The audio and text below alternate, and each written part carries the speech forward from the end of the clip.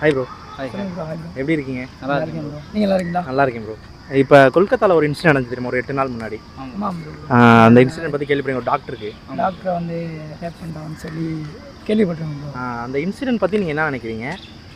இதெல்லாம் வந்து ரெகுலராக நடந்துட்டு தான் ப்ரோ இருக்குது. இன்றைக்கி நேற்று நடக்குது. டெய்லியும் ஒரு நியூஸ் வந்துட்டு தான் இருக்குது. இது மாதிரி யாரும் இதை பற்றி கண்டுக்கிறதே இல்லை ப்ரோ. கண்டுக்கல மீன்ஸ் யாராவது ஏதாவது சட்டம் அது புதுசாக கொண்டு வரணும், இல்லை பெண்களுக்காண்டி ஏதாவது ஒரு பாதுகாப்பே இல்லாமல் போயிட்டுருக்கு.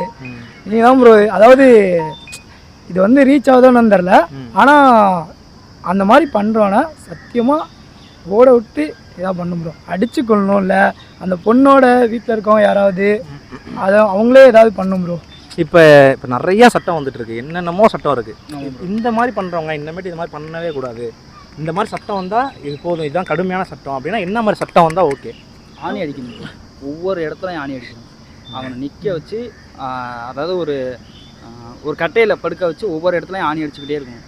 இந்த மாதிரி சட்டம் வந்துச்சுன்னா அந்த மாதிரி பண்ண மாட்டோம். அது உடனே தண்டனை கிடைக்கணும் ப்ரோ. இப்போ காலைல இந்த மாதிரி டைமில் ஏதோ வருதுன்னா அவன் பார்த்த உடனே அவன் இப்படி பண்ணியிருக்கானா உடனே அவனுக்கு தண்டனை கிடைக்கணும். இந்த மாதிரி தள்ளி போடாமையோ இல்லை கேஸ் இது பண்ணியாமையோ அதெல்லாம் கிடையாது. உடனே தண்டனை கிடைக்கணும். அப்படி பண்ணால் தான் ப்ரோ இதெல்லாம் திருந்துவாங்க, இல்லைன்னா திருந்த மாட்டாங்க. நடந்துக்கிட்டே தான் இருக்கும். இன்னும் நிறைய பேர் இது மாதிரி இது பண்ணிக்கிட்டு தான் இருப்பாங்க, திருந்தவே மாட்டாங்க. தண்டனை கம்மியாக இருந்துச்சுன்னா நம்மளும் பண்ணலாம் அப்படின்னு சொல்லிடுவோம் ப்ரோ. அது மாதிரி தண்டனை கூட இருந்துச்சுனால தான் பயம் வரும். தமிழ்நாட்டை பொறுத்த வரைக்கும் இல்லை, இந்தியாவை பொறுத்த வரைக்குமே அந்த பயம் கிடையாது யாருக்குமே.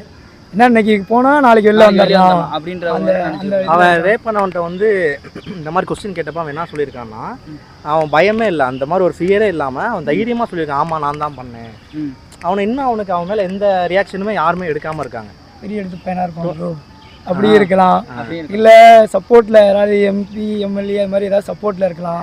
இல்லை ரேப் பண்ணவன் அவன் தைரியமாக இவ்வளோ தூரம் பண்ணியிருக்கான்ற போதே அவனை பற்றி தெரியும்ல. கொஞ்சம் 24 hours ப்ரொடெஸ்ட்லாம் இருக்காங்க இப்போ அங்கே டாக்டர்ஸ் எல்லாமே.